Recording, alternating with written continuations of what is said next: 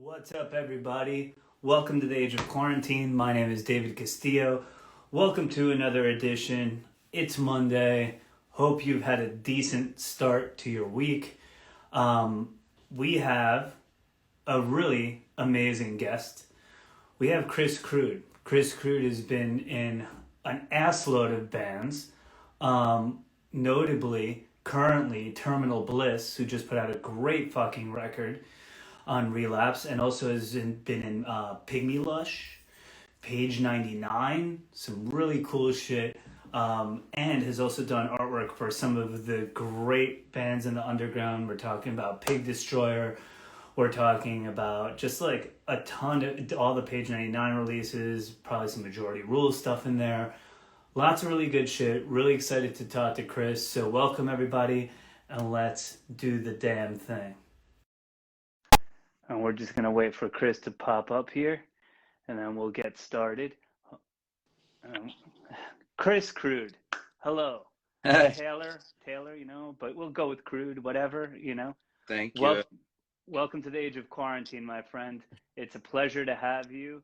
When it came up, I was like, this is sweet. I'm down. I've been a fan, and so welcome. Well, thank you. I'm glad to be here. It's an honor. Somebody said it in the email, and I'd never thought about it before, but CBGB's is pretty good comparison to Saint Vitus, at least for in terms of like today. That area doesn't really have something as steady as Saint Vitus has been throughout the past like decade, and one of the best, like bar none. Everybody has a good experience there. Well, thank you. I appreciate that. And, it's been a bit of a time, but we're doing this, and this is fun because I get to catch up with either, people or meet people the way that I would if their bands were playing, or things like that. And we get into these conversations, but now we're going to expose those conversations to the world. To the world. So, at Age of Quarantine, we like to just go through sort of the biography, right? And just sort of start there. So you grew up, you and your brother grew up in Virginia. Do I have that right? Yep.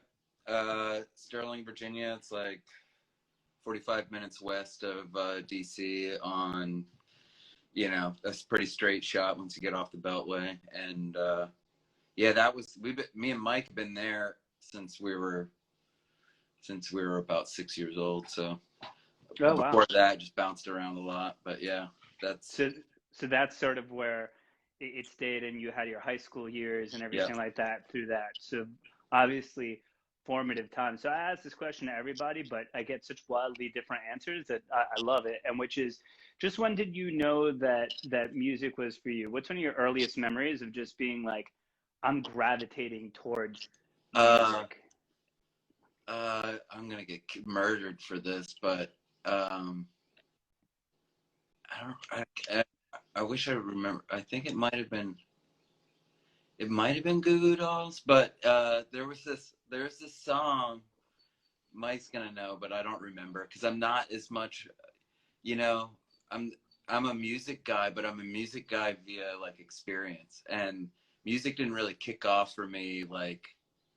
I mean, it did. I have these special moments, basically, 90s hip hop was kind of like me and Mike's first like dig into like music of any kind. We're reading liner notes and stuff like that. And Mike's always been, he's been the big music guy. I owe everything I know kind of through his like introduction, the big classic Bigger Brother, had all these records and kind of introduced me to so much. But how much older is Mike than you? He's a year, a week, and a day. So we're both born in June, but we've always been really close. Like, got it. Yeah, because my siblings are like a good deal older than I am. 11, 12 years older than I am. So it's like really generational. But you guys are close enough in age where you're like kind of experiencing stuff at the same relative times. But, a year in high school is like a fucking eon. Well, we also like somehow managed to get like held back and run into the same grade, you know, quite a lot. Like we would leapfrog each other and end up in different grades, but a lot of the time we were in the same grade too, so got it. even closer. So you would say that kind of, you know, growing up a little bit, like Mike was kind of bringing a lot of your first sort of music into the household and sort of like sharing it with you and kind of like big time starting to develop taste and stuff like that. Now you're an AV guy. You're a multifaceted artist, right? So was drawing or any of those sorts of things like earlier for you than the music as far as I was expression? I was gonna say he was bringing in. If it weren't for him, I'd still be drawing like F-14 Tomcats and Velociraptors and like pictures of Wolverine. Like, you know, like I was much more like like a introverted, arty art, you know, drawing on the side of his math homework type of person, and just, you know, much more nuts and bolts and kind of like, I don't know, I did like Mike helped me appreciate music in a way I hadn't, you know, until him. I remember, okay, when we were like real tiny, you know, it was like Madonna and Michael Jackson. Definitely love music, you know. Like, dude, check this out. Check this out. Oh, yes. Yeah, I have that. That's like one of the few records I own now because I sold my record collection.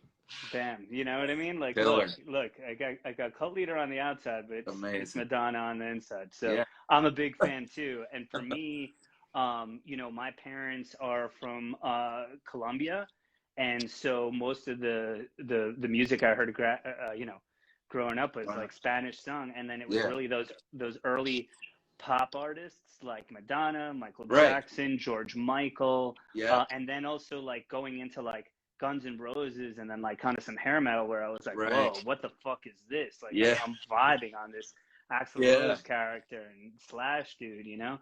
And my older brothers were into that shit, you know? So I was like a little kid and they were, you know, in high school and stuff, like digging on GNR and stuff. So I totally, what that was like the older brother, like the much older brother that like is like, get a load of this, kid. Like, cause you know, with Mike, it wasn't, he wasn't as mystical as like I've always pictured the older brother in high school. Yeah. Well, my brothers are wonderful. Mystical might be like a lot, but Andres and Javier, I love you very much. Yeah. So getting back to the earliest stuff though, it was like hip hop was the first sort of music, that golden era of hip hop was really like the first thing where you're like, I'm invested. I'm reading liner notes. I'm trying to figure stuff out, who producers are. Right. And so, but that a lot of stuff at that point too, I'm going to guess age-wise, a lot of that was not coming from around your area really, right? Was it mostly New York at the time and things of that nature? And you know, like Compton or whatever, you know, like a lot of Ghetto Boys, like Too Short, like it went deep, like where it wasn't just like what was on the radio, like. And, you know, like, again, I credit Mike to it. But, yeah, I mean, everything, and it's funny out there, everything we accessed, you really weren't going to access, like, anything of depth without, I mean, this sounds obvious, without really digging for it. But, like, and I didn't really have an appreciation for how hard it was to find all that stuff. I mean, obviously, half of it is in Tower or whatever, so it is kind of mainstream.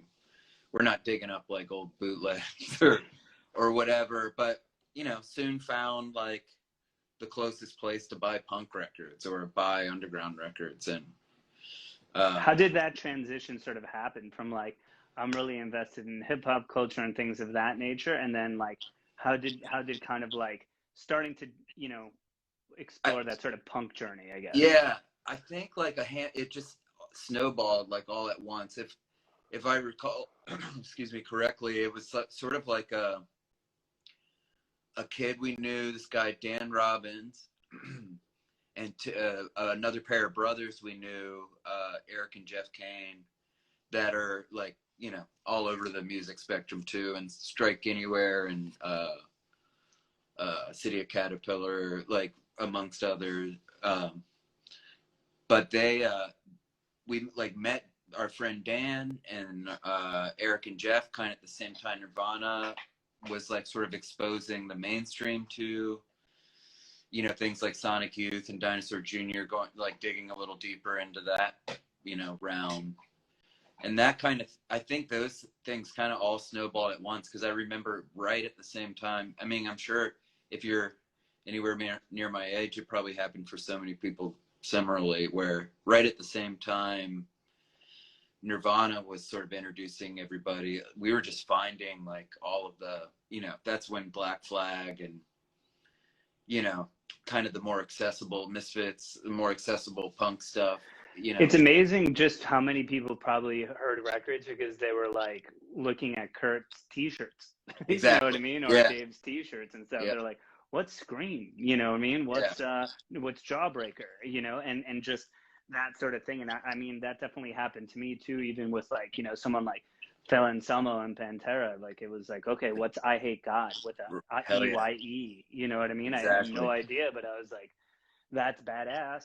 Yeah. You know, this motherfucker's into it. All right, cool. You know, or like, you know, just looking at liner notes from like Sepultura records and being like, whoa, these guys are Brazilian, but they're down with like like hardcore, like this like really crazy way, where I'm like, and the New York hardcore scene is like 40 bands. I'm like, I live here and I know like 2 of these. Right. This is crazy. Like, but that's really the connections that you had to make, right? Like Wikipedia or some shit, or like, or All Music or Discogs or whatever the fuck. It was like a band's homies in the liner notes, right? And that was what would expose you. Yeah, the liner, I read it somewhere the other day where it's like, bring back liner notes. I'm like, well, yeah, fuck yeah. I don't know if it's as relevant as it was then, but but the nostalgic part of me, yeah. I mean, you know what? I'm gonna challenge the notion, Cris Crude. I'm gonna do you one, because I think that it actually is important, and I think it because I think that in a way, unlike machines, right, that will pull in these sorts of very obvious things based on genre and style, they'll contextualize you as far as region, location, and other kind of place, right? Like, if I was just listening to something with Walter Schreifels the other day, and so just imagine for a minute, if Quicksand came out, right? Like, it wouldn't, the algorithm would take it some other way, or Rival Schools, right? Yeah. But at the same time, culturally, where is it coming from? It's coming from hardcore, and there's certain junctures that at certain times it's it's important to kind of know that stuff. You would miss it.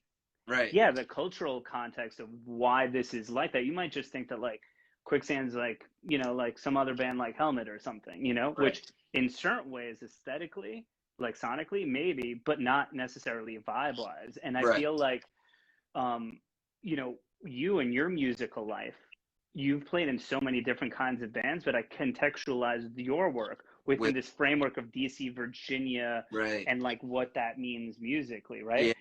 If I wasn't a nerd and like have the Page 99 majority rule split and shit, like maybe a lot of people wouldn't really know that or understand the lineage that leads to Terminal Bliss. I think you're right. I think the algorithm leaves out the context. I think that's like a really elegant way of saying like that is still valid.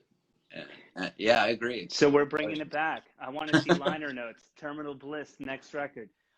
So we're I better be number one. The liner notes, because Dave is, we haven't done liner notes in years, but I think we're just gonna bring it back. I think I'm gonna. Dude, I'm here. I'm part of the movement. I'm gonna do it. The next band I'm in, or fuck it, maybe the next release I do as Confines, whole booklet. I'm just gonna fucking go off. Out. Yeah, there's hardly lyrics to my music anymore, so I might as well. But as far as you know, I was just saying contextualizing the times, right? So you guys are getting into punk and stuff like that. What was the first like band that you were actually in, and was singing? You know, you said that you're like an introverted person, you know. Yeah. But here we are, like my first impressions of you are like going off in Page 99, right? So how did you get to be in this very extroverted position?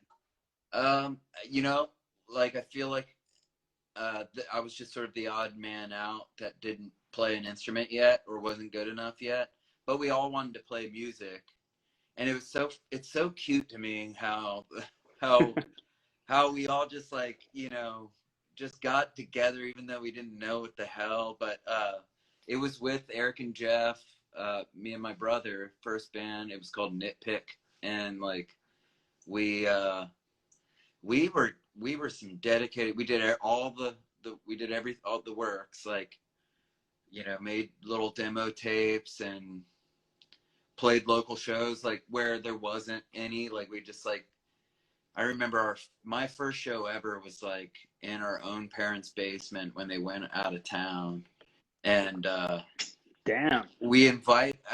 I don't know. I can't remember if we had anyone else play, or because we didn't. I'm not even sure there was another band in town or anything, but like.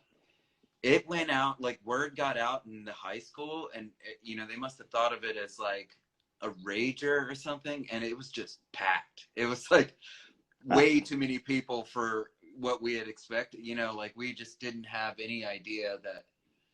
So it was just from the get-go, that very first thing was like, it made us all get kind of addicted to it, I think, where it's like, I mean, we had definitely gotten together. I don't know if it was a summer or like what time of year it was, but we got together and put together a bunch of songs. Like basically just, I think we started just covering Hole and Nirvana. Oh man, somebody said Tweed and Fuse played. Yeah, there you go. That's Eric, and he was there. I mean, he was a drummer in Nitpick, and there you drummer go. at Pygmy Lush. And Don't you love that? Like your friend who like just knows everything. oh, I'm yeah, like, dude, I don't brother's even like know that. what the fuck I did No, last week. It's the reason I don't remember anything is because like I have a guy Well, like my brother. we're all helping Chris here, and it's He's fine. We're Arcavius. bringing it out. But I love this idea, right? It's like I sometimes think about how calculated bands are nowadays, but in reality, like, you know, going back to Walter, because I just thought about it, he was just like, Youth of Today played like every fucking weekend. I don't know, and then we tried to get good. Like, Yeah, I don't know. us. Like we just got we couldn't help but to get together and mess around, even if we were just playing. We would just, you know, I mean, I remember this. We just sit around in the garage and kind of like make noise. Basically, we're like make these one note ding ding ding, you know, these 2-note things that would just go on forever. We have videos of it. It's rare. I think, you know, somewhere someone has like a VHS of us all goofing off. And when you asked about like singing, why singing, it's like it was just like everybody had a guitar, and I didn't really care. You know, I didn't really care that around them to kind of like goof off. We were just such goofballs, and like, you know, I don't think we realized at the time how much of a release it is to just kind of fuck around like that, you know, like, and but you know, later on, obviously, I recognized that God, that was probably pretty therapeutic for all of us going through different things in our childhood or whatever, and just getting. And you just kind of develop and gestate in this place where you're like, I'm with some of the closest people in my life. Like I'm super comfortable. It's not like, right. Yo, I joined a band and like they need me to be the singer and I have like a certain thing, right? Like you're just like, I'm with my brother and some really tight homies from my neighborhood. Yeah. And we're just trying to figure it out. And sometimes that project of doing it that way, it's interesting how roles are either chosen or not. Like, it's incredible for me to think about some of my favorite musicians on earth. This was the stage for them to be defined as like a bass player or a drummer, or like 14 years old. Like, dude, I don't know, man. Like, you got a set? Oh, okay. Well, maybe you can play. And then like, that's it. Always like a weird accident or like circumstance, basically, you know. It is kind of wild though, and it does, those things kind of do stick. Like everybody basically is still playing the same instruments they were back then. You know? They're like, okay, this is it for life. Yeah. Like you're like a Supreme Court justice. You're just like appointed, and then like you're good to go. Yeah. So Nitpick was like the first group, and the CV is long, right, for you. So there's a lot of bands and things of that nature. Yeah. After Nitpick and things of like sort of the high school years, when did like Page 99 start coming into sort of focus and stuff? Because obviously, how many documents are there? Like 10 documents? 14, maybe 13? 14? I know it's in the double digits, but I I'm don't just know. saying there's lots of documents there, and it's There's obviously my first introduction to your work as far as sonically. So tell me how, because the way the Nitpick and like this sort of vibe of just coming together, and also like you're in the country suburbs, like this is Right. different. You know, my sister lives in Tacoma Park, and so like I'm pretty familiar with DC and just the outer Yeah. areas a little bit, and I'm like, oh man, like if you go this way, like into Virginia, you're like out there in a Yeah. You way. go. From a kid from Long Island, I'm like, that's not even the suburbs. I don't Right. even understand what the fuck that is. Right. So it feels like you guys are sort of isolated, but we're into kind of cool punk stuff and figuring stuff out. But there's this room for you to make your own thing. Like page 99, to me, I just think it's so fucking crazy. So tell me how it kind of happened. Okay. So like, and it's funny. Nitpick had us. We only released one thing, and we talk about this a lot. But like, just to kind of go back over it, like we had like a bunch of like ratty, little Tascam mixed down tapes of our demo or Nitpick stuff, and it just kind of, I don't know, something about like keeping track of everything became like important to us, and and for one reason or another, Nitpick just like sort of like stopped, but we got one song, and it was sort of like weird because Nitpick like also had its own like whole evolution of, it was almost like a mini Spinal Tap. Like it went through like all these phases of our influence and then became like its own thing at the very end. And I think that was what was really intriguing to the rest of us that started Page 99, were like just how weird it was starting to get and how weird we could make it. And like I said, at this time, all these other influences were coalescing. Like, I mean, I Hate God. Like, I remember Kalara, Born Against was such a huge thing. And there's a handful of people that, like just weird circumstance where, the weekend it came together, our other singer, Blake, and our drummer, Johnny, had been getting together and just kind of messing around. Johnny had just picked up the drums, but it was a natural. So I think after we got invited to a Christmas party, and we were all just like hanging out at Johnny's house and messed around. And Johnny's like a couple years younger than us, and he kind of like went to Nitpick shows. Like, so he was like stoked to play, to play with us at the time. I remember this, like, and then so it ended up just being like, and I didn't do anything at first. I just kind of watched Mike, Blake, and Johnny get together, and Blake was playing guitar, and they just were just writing this weird kind of, our Ink and Dagger was really big at the time. There's a lot of like Love other them. like all of them, like Converge was like brand new and happening then. Like, so there was a bunch of like weird new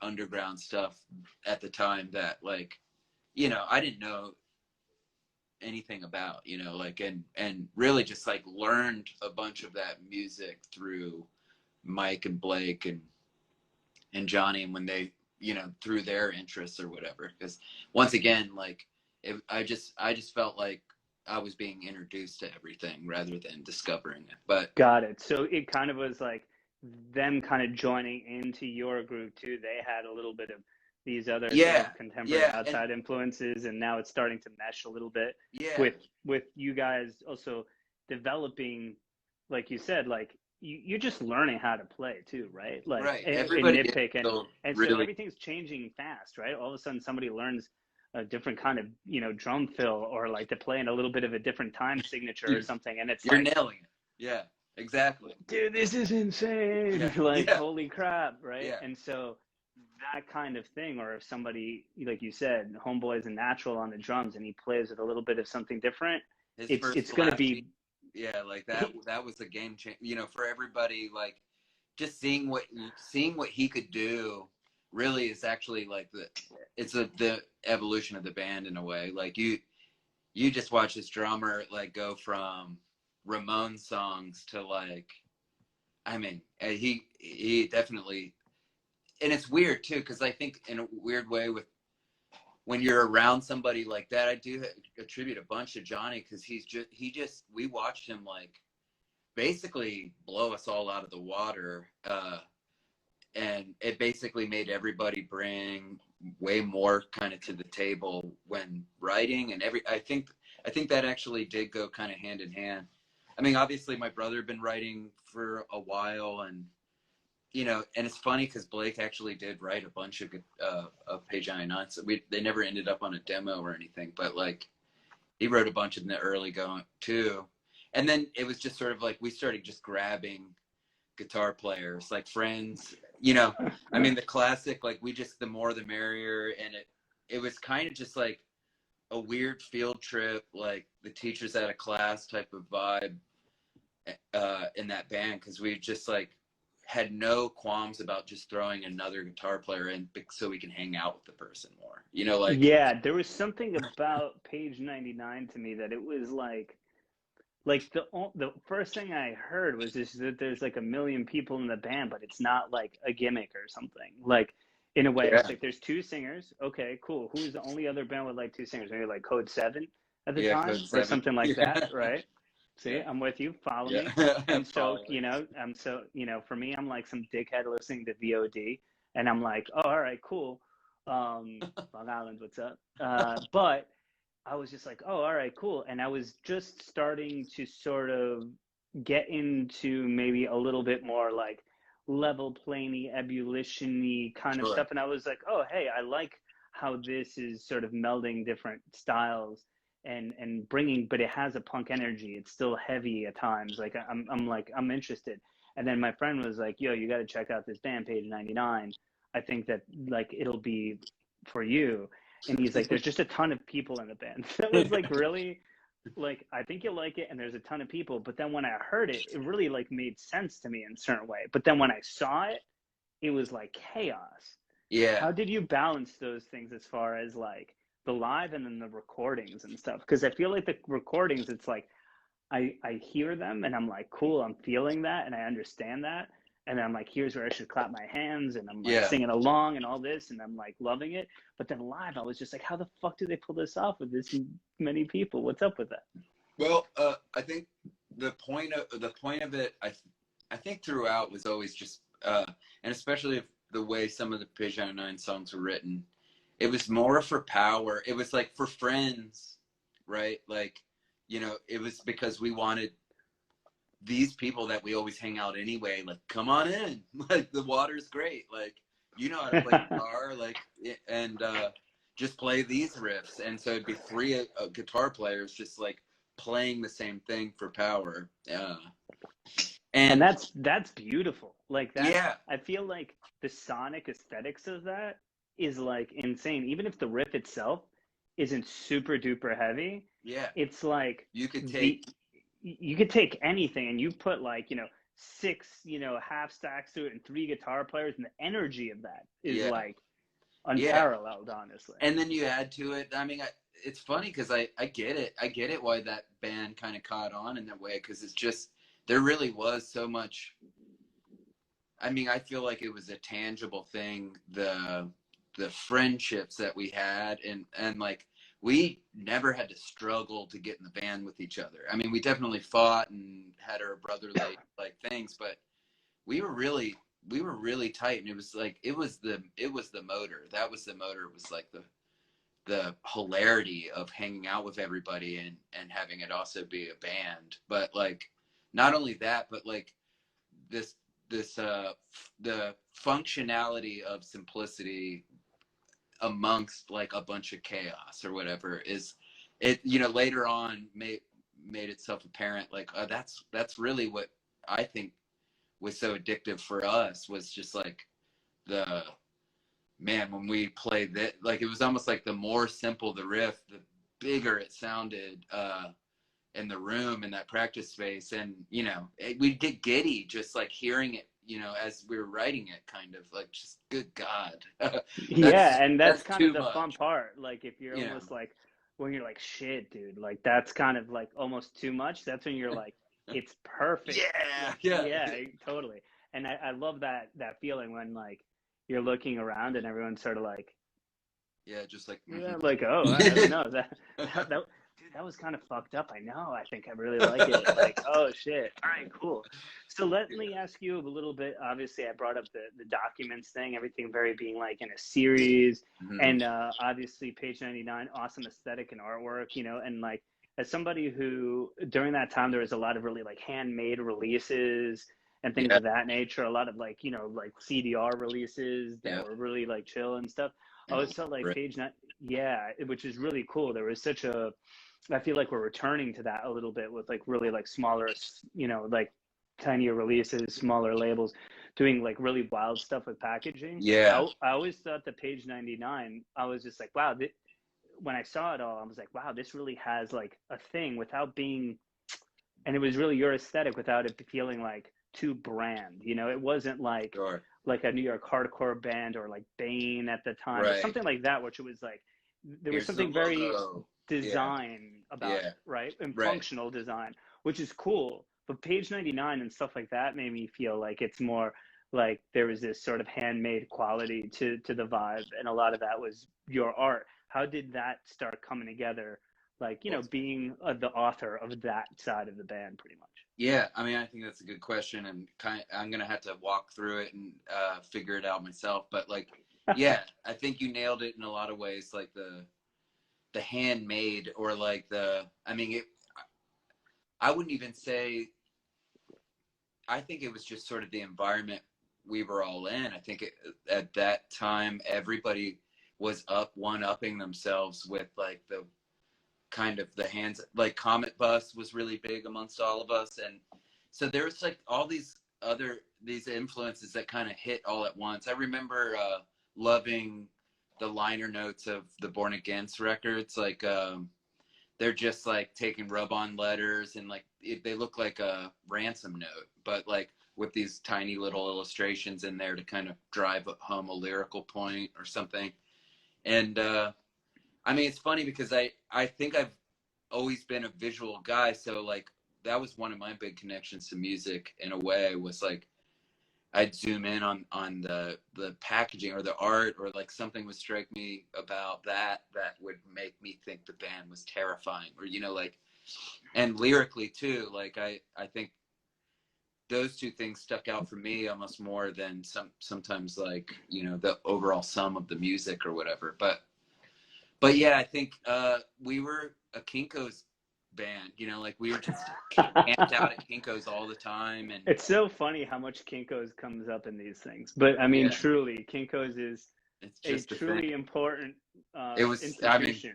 I mean, I owe that, like, that Crime Think book that taught me how to hack the machine, like so much of my like career or whatever, you know, like so much got done because like we figured out how to hack the machine. And then we started becoming friends. You know, we'd hang out at the one near our hometown in Tyson's Corner, or Worldgate, which is in Herndon, a town over. And we just became friends with this metalhead that worked the night shift at Kinko's. His name was Marcus.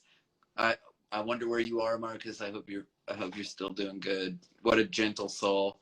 He was amazing. And like, you know, he actually introduced Marcus in the Carcass t-shirt, wherever you are. Yeah. I love you, bud. Yeah, man. He's out there somewhere. But yeah, just all the camping out at Kinko's. And I think my brother and Blake and honestly Johnny, everybody who was at those late night Kinko's sessions kind of influenced my art in a way, because, you know, I'm just taking cues. Like, I want to make everyone happy for what they, you know, what, and my brother's really a visionary type of person. Like he kind of knew what he wanted to see and hear and everything like that.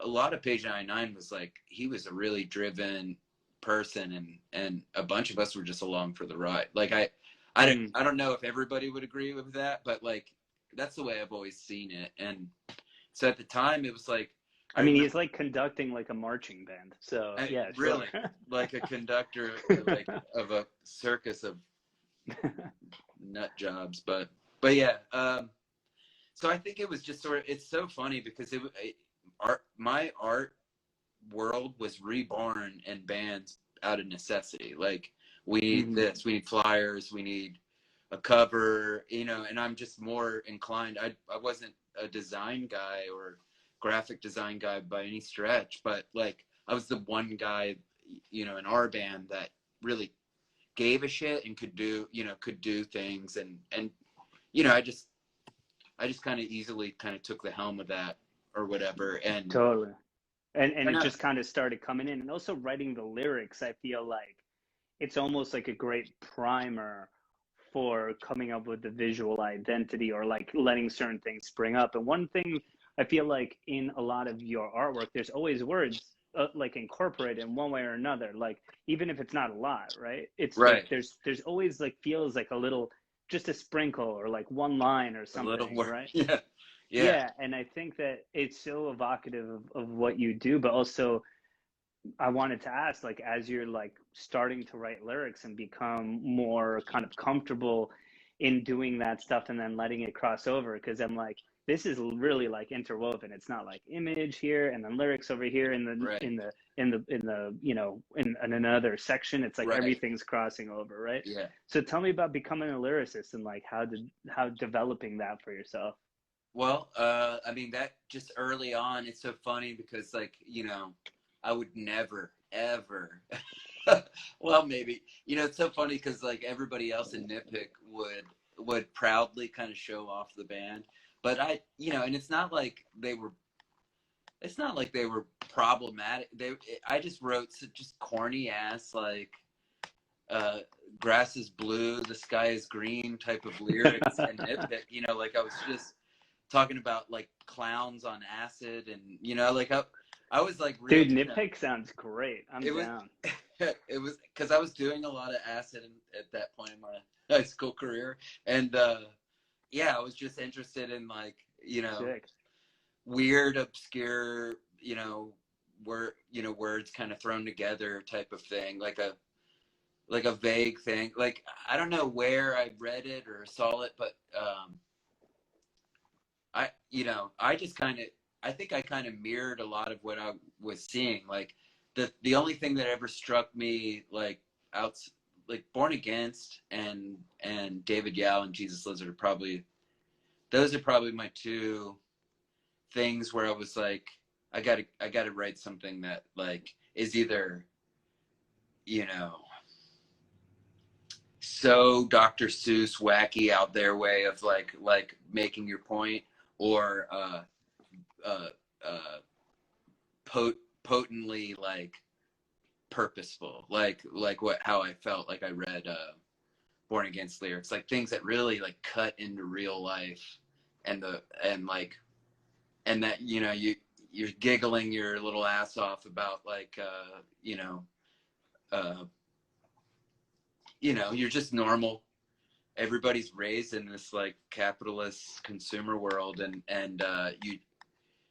you read stuff like that and you're like, you know, it just cuts right through all the bullshit, and totally, you know, Sam so, McPheeters, for all those who are maybe are watching that don't know who the lyricist of Born Against is, but Sam's also gone on to do a lot of writing and books, and he's just a cutting of rye, like it really, like, you know, you used a lot of that, and, you know, I mean, 13 patriotic hymns, I mean, like, you know, those sorts of things to really I feel like paint very different pictures than someone like a you know, like an Ian MacKaye and Minor Threat would, or whatever, right?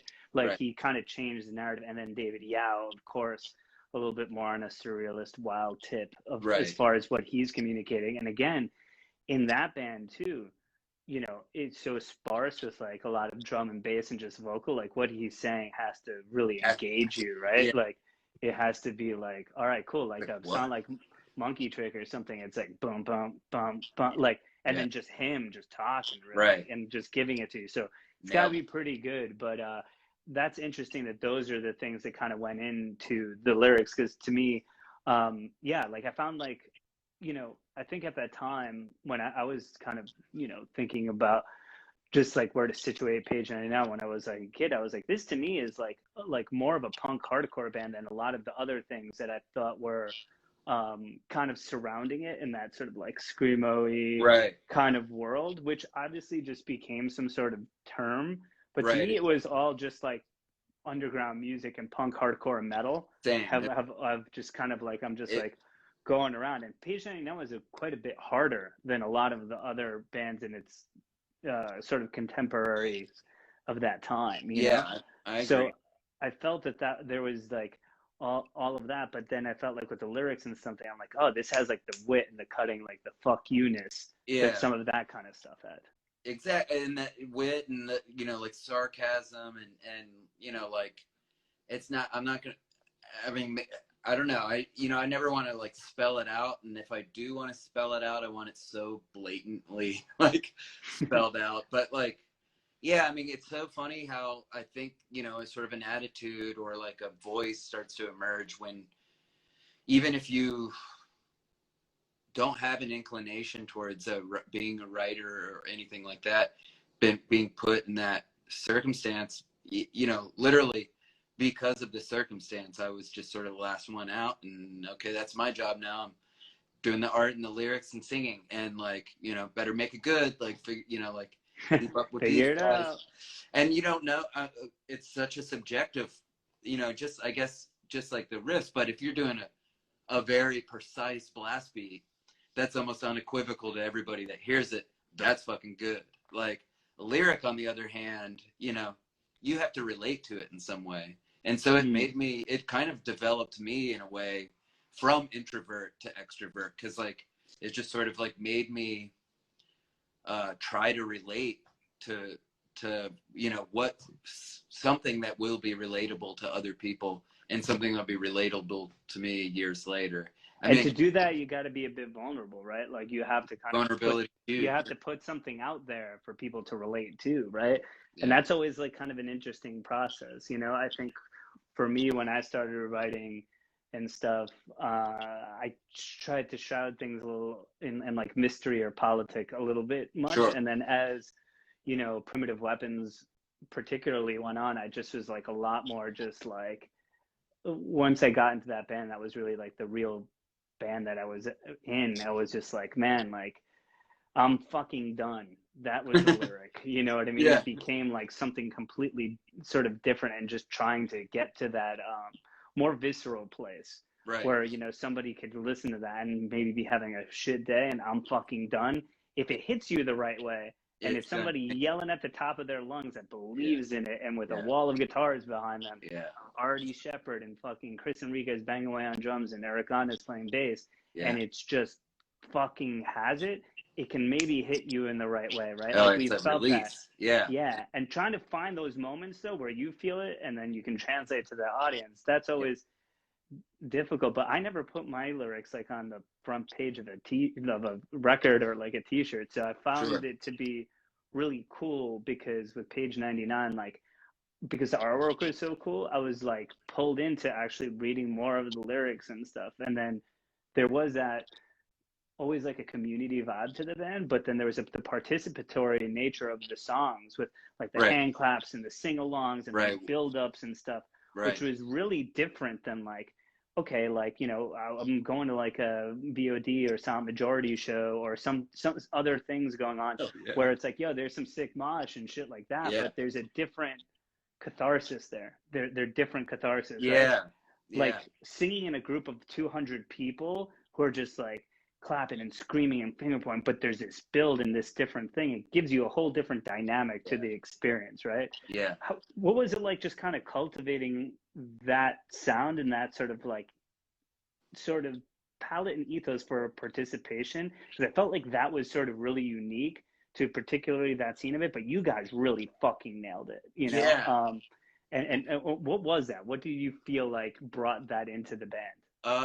Like it's gonna kind of circle back to like that field trip friend vibe where, you know, we already had like 8 of us, and if you add like we couldn't hold back throwing a couple of roadies in the mix, so there would be 10 people crawling out of that van, you know, like and I mean, it smelled. I mean, the things we would just put up with to be around each other was proof positive enough that, you know, that we really did enjoy each other's company, and like invented these like games in the parking lot. We had this game called Glido, And it was just because we're so bored all the time, and there wasn't the internet, there wasn't our phones.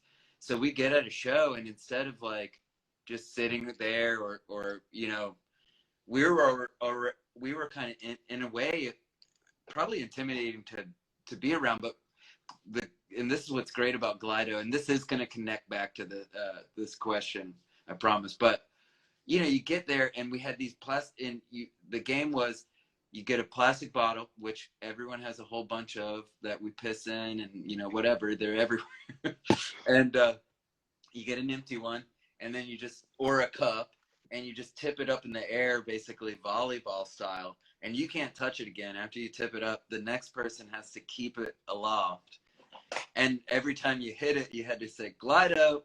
Like, and it was just this goofball thing. And after a while, after like a couple of tours of this, like people were, I mean, we'd have like half the show would be in the parking lot going Glido, like making nosedives to save the cup and scraping their knees. And then we go in to the show, like after this is amazing. And everybody at the show would feel a part of it. So like when these builds come, you know, there's all 8 of us and whoever we brought with us just kind of losing it. And they just had this whole like, you know, bonding experience, like group bonding experience was out in the parking lot. So like these guys rule, like what the fuck? And then I just feel like that was kind of part of it. You know, we were kind of intimidating because we were so friendly with each other and knew each other so well and grew up around each other. And maybe if you're trying to get into that, it was hard to kind of break into. But like at the same time, I feel like we brought the whole vibe with us. Like we brought this community vibe, like everybody's and that's all in on the same team but here. then, you know, it's in performance and it's in vibe, but then it's the songwriting and the artwork and the lyrics, and now we're building this whole fucking thing, right? Yeah. And I mean, it's like without the sonics to support that community vibe, it's not going to work out, right? With the right songwriting and the stuff, right? Like it all makes so much sense with that, with just kind of what you're bringing. It's kind of like, even though this stuff, it's funny, right? You're all kids and stuff. We're not thinking about here like, right. Hey, I'm building a computer and I'm an engineer, right? Right. But when you look back on like why those things were sort of made and how they were like kind of vessels for that intention and that right. community vibe you had, it really like works, right? Like, right. okay, with this, I need the music to support that, and then we can really have our show, right? It's not too different from the way Walter talks about Youth Crew, or even the way that like Mike Scheidt from Yob is just like, all I have is like my guitar and my intention. And I want to give my intention to every like person in that room. Right. And the way he performs and Yob performs, like, it's just like, people participate in a doom metal context in a way that I don't really see a lot of other bands be able to pull off, right? Yeah. And that's a little bit like the external, you know, and the internal kind of coalescing through like this little art fulcrum here, right? You know? Like this, and that's funnel. super cool to me. Yeah, you know, me too. And I love that about that scene. I love that about Page 99, and just like it brings me back to a really cool place. And I think, you know, a lot of people maybe they look at the term screamo or some bullshit like that, but like you have to really unpack each of the bands and sort of look around and sort of see what you see. Yeah, and there's a lot of different experiences, sounds, and contexts all in that zone. So for our list, you know, or people who are viewing this and stuff like that, like check some of that stuff out. There's a lot there, you know, to uncover, and it's pretty incredible how something like Daughters now is like, you know, humongous so or some shit, like, and so different though. World, you know, like, and but like, you know, I mean, you got to commend anybody, you know, even if you know, in Drum's Dream. I mean, I remember like you asked Mike, and it's so funny. You're talking to me, so you're getting one perspective of how this. It's funny you asked like the ethos of Page 99, and what you're gonna really get is like us playing Glido in the parking lot. If you talk to a different one, dude, I love Glido. I'm in. The next time you're at Vitus, we're fucking popping off. You're gonna get a little bit something different, but you know, and I commend anybody sticking with it. You know, like at some point for all of us, it dawned on us that, you know, this is what we made something for us, you know, like we made a little room for ourselves to like beyond a career validation, like self validate. I don't know, like, Sure. and through the friends and everything like that, to me, that has its own power. And over the years, people talking, you know, I've talked to bands and younger bands, and you know, people actually ask, like, you know, like, how, you know, did it, you know, like, how did you guys do that, and what was, how, you know, like we planned it, and it's just sort of looking for a formula. And like if I do this, and I've said it all along, like if you're just really, if you really trust and like respect and like love the person you're playing music with, good shit's gonna come out.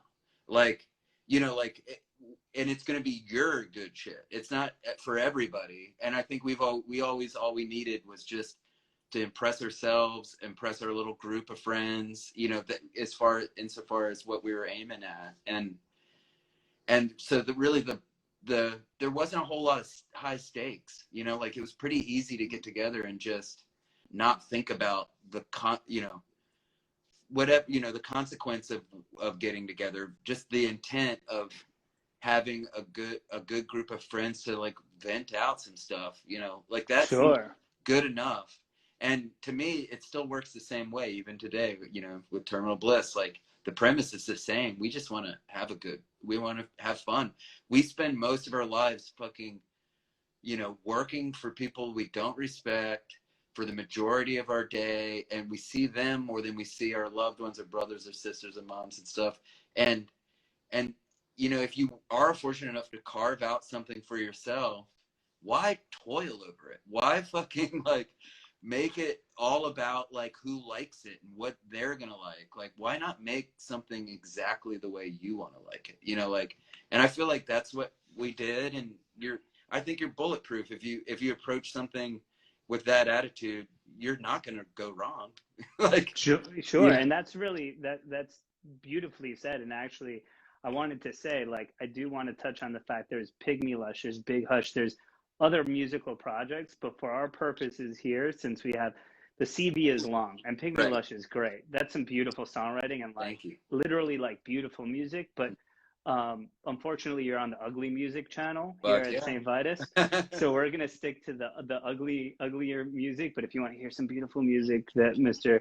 Cris Crude is part of, I suggest Pygmy Lush. Definitely some really cool stuff and stuff like that. But I do want to get to Terminal Bliss because, as you sort of said, the intentions and the feeling of wanting to have a piece of that sort of back in your life and also do things. It's interesting. You played like all these different styles, like in between these things, in between Page 9 and Terminal Bliss, right? Yeah. Which is really great. I love that. And I love to see people just follow their nose, keep going into the things that they love. Yeah. And that's really cool to me. It always has. I mean, shit, I make like industrial music right now, you know, like on my own.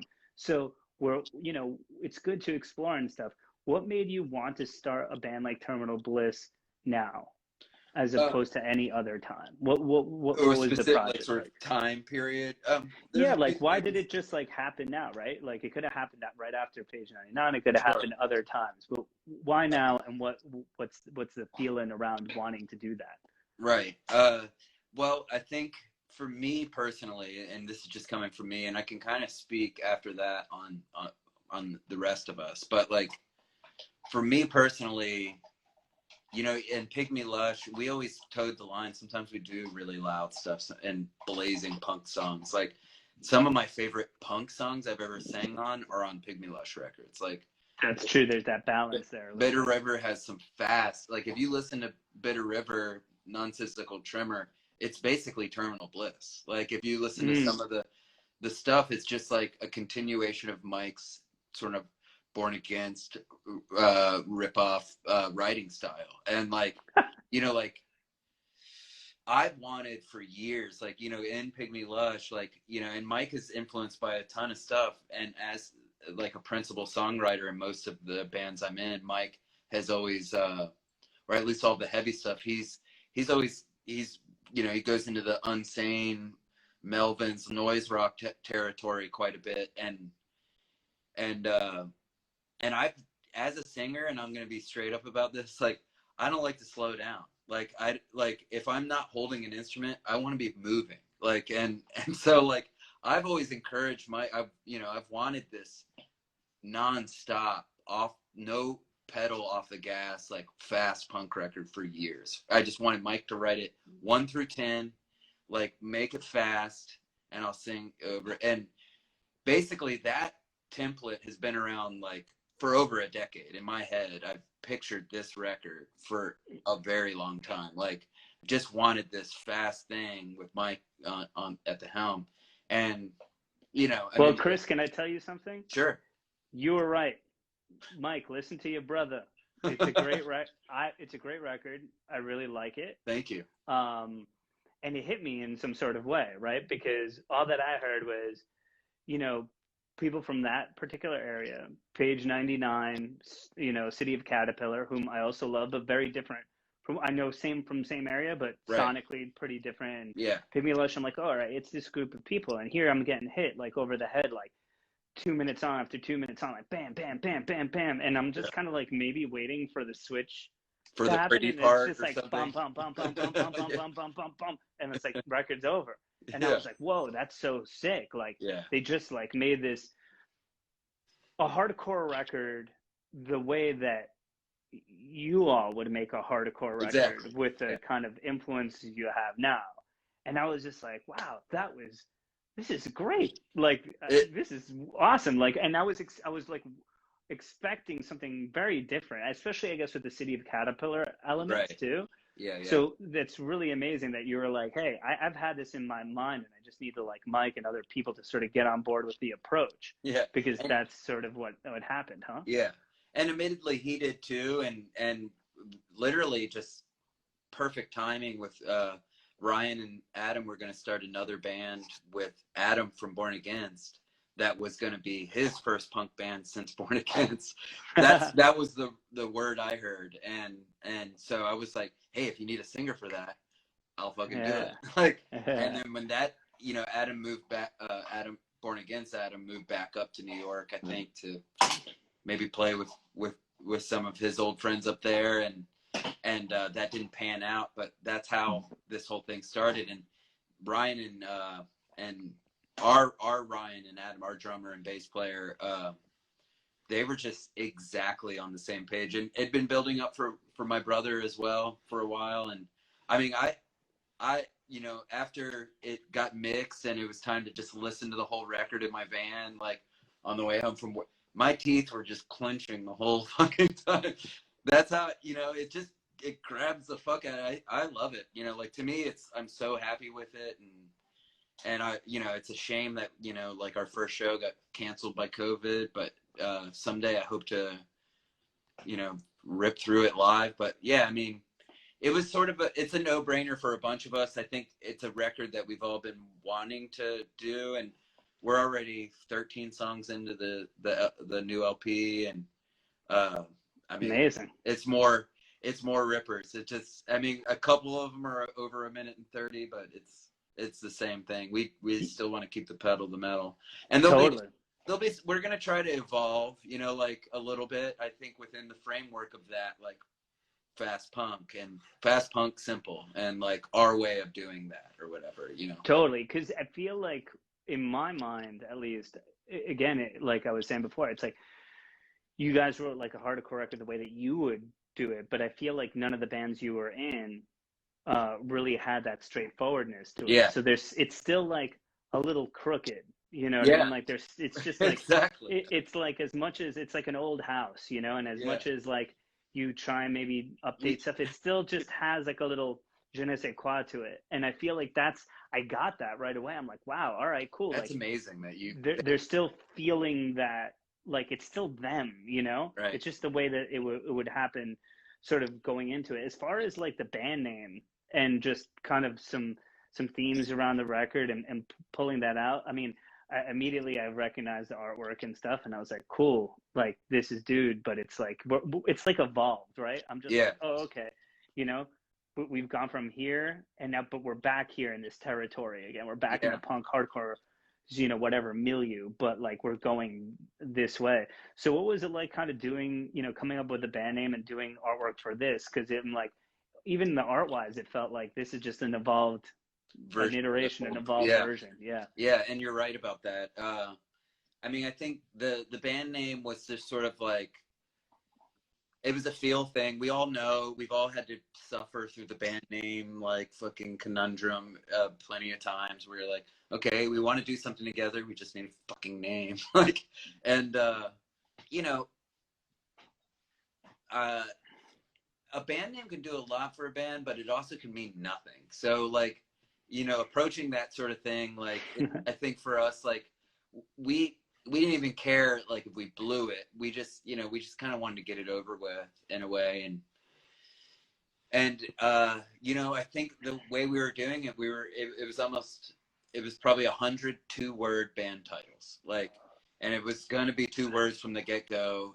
Ooh, I like a parameter. Yeah, it almost seemed like that was going to be, because like none of us liked the one name band title. You had to nail it. You had to knock it out of the park to get one word just right to be your band. Ministry. Right. Yeah. But like, it's taken. Sorry. Plenty of other examples. I'm not clever enough on the spot. I'm not Johnny on the spot enough to come up with. But yeah.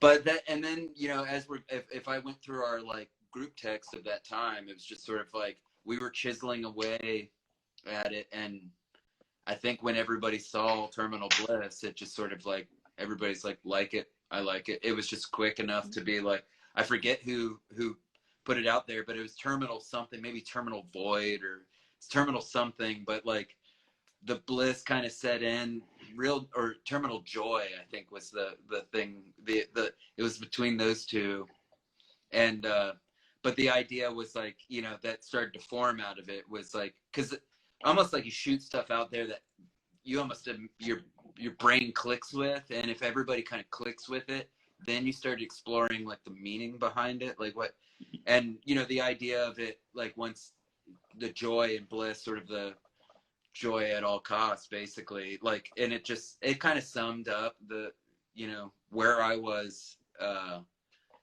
almost like how I was going to approach the record in a way, you know, like was like the idea, you know, thematically was like the idea of how we do that. We have a insatiable appetite for fucking cartoon ass reality, and it's real. It's kind of nightmarish in this way, but like, as long as we're entertained, you know, this is how I like to sum up America in a way. I'm not, or just in general, the machine of the consumerism thing, like, is a very real hyper object. It's a mechanism that you can't find the head. You can't cut off the head of this thing, but we're all kind of addicted to it. And so, you know, like, my zooming in on that is, it's I said it in another interview somewhere, like, you know, this is just how I talk too. It's like the ominousness of our own appetite is just everywhere anyway. Like, you see it in traffic, you see it in line, you see it in the way people treat each other. And I mean, even if you can trace its origins, like, it's not like you can slow it down. I don't feel, and you know, as revolutionary as I want to be, and as much as I want to like eat the fucking rich and stuff, I'm not sure that's the solution.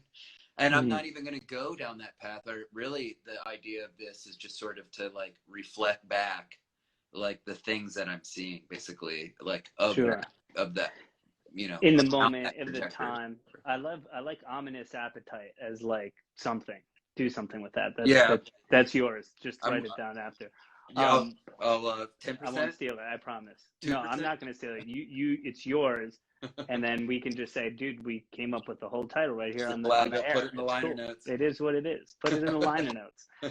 But yeah, my feeling too is, yeah, like it kind of comes across that way to me, and just the feel of it, and with like the artwork, and then like you get the feel, you're like, this is not, again, it's a little crooked in its approach, but like in a good way. But then it's like, it gives me that overall impression of like this and like disgust with like the status quo and the way things are, and that feeling where, you know, now knowing how much you guys like Born Against and like other things of that nature, but you're putting that spin and that vibe on it, and it just really was a refreshing listen for me. Awesome. You know, this year, just kind of being like, oh, all right, this is super cool, and I really love that. So with Terminal Bliss, like you were saying, you hope to play live. We hope to have you, obviously, at Saint Vitus when, I can't we wait. open. But at the same Someday. time, you know, you said you've been writing. What's kind of like the next thing? Is it going to record another record? Yeah, and I'm not even sure if I'm allowed to talk about this. Did we talk about this? No, I don't know if I can talk about this. But yeah, I mean, we just already, like you could be vague. You could be vague. Yeah, we don't need specifics. We have set up and like we're with purpose, like trying to complete somewhere in the range of 25 to 30 song total for us. It'll be edited and trimmed down to like our first official like LP, this being Bruderata being an EP or whatever. And so that's kind of the goal, and we're just, you know, kind of keeping our nose down and doing that. And but yeah, I mean, sky's the limit. I mean, Ryan's just dying to tour. I mean, he's been in so many touring bands, but he hasn't been home, and you know, this is the longest stretch, and I feel like we all kind of just need to get the hell out. Whenever it goes back to normal, I think it's going to be something we all want to do, is just kind of go out and play. But yeah, you know, that's great, and I'm excited to see it and to obviously host you guys when the time is right. But yeah, that is primitive. Yeah, man. Let's, you know, you never know what we can do up here. Let's see what we can. But at the same time, it's cool that you guys have been busy during this sort of obviously pandemic and stuff like that. But it's always interesting to see how people just are sort of trying to keep up with their creative pursuits. Obviously, you have, you know, your artwork you did, Portrayal of Guilt, just recently as a good example, and now Pig Destroyer is just a constant thing. And before I leave you, actually, I have a very good memory of something that you drew. So I was playing Housecore Horror Fest in Austin, Texas. Yeah. And Pig Destroyer was headlining that day of the festival, that stage. Yeah. So I'm like singing, and I look up, and there was like a balcony, but it was closed, and it was just JR up there, you know. And I'm like screaming my fucking dick off or whatever, and then I'm like, you know, he came up to me and he was like, dude, that was really cool. I was like, sweet. And so I hadn't really packed that much stuff. It was just like a quick trip down to do this, you know, 2-3 shows and then come back. Yeah. And so there was all these Pig Destroyer shirts, and there was just one yellow one, right? And there was this bright yellow one, and I still have it. And I was just like, you know what? I'm sick of black t-shirts. I'm going to buy this one. Okay. And it just had this little guy on it, right? Yeah. Smoking a cigarette, and he had like a fucked up eye, and it was a little bit bloody. And it just said in your small little handwriting, I needed that. And I think that that's what we all need right now. Yeah. And that's sort of the vibe. And I'm looking forward to experiencing all of that and having you guys play.